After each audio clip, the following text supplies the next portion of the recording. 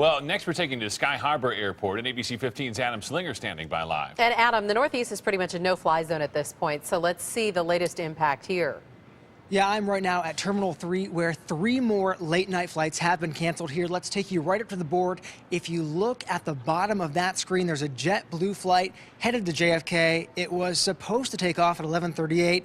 That is not going to happen, and this board will look much worse tomorrow morning. Almost every flight to airports in New York City and Boston are canceled for tomorrow because of this potentially record-breaking storm. Even Sky Harbor is a little quieter tonight. Not only are the flights to the Northeast canceled, flights coming from the Northeast are canceled. So the gates here have fewer people, baggage claim has fewer people, but things will pick up on Sunday.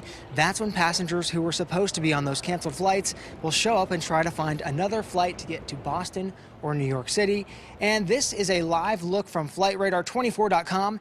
It's an image of every airplane currently in the sky over the U.S., and you can see there is a big hole over the Northeast, most likely to stay that way for the next day.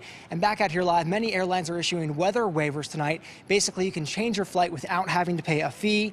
And right about now, at our last count, actually, there are about 5,000 flights, Steve and Katie, that have been canceled because of this winter storm. Yeah, it's just amazing. I noticed from the video that the Honolulu flight looked good, so we'll take that. Except that it was jam-packed, right? Yeah. To get out.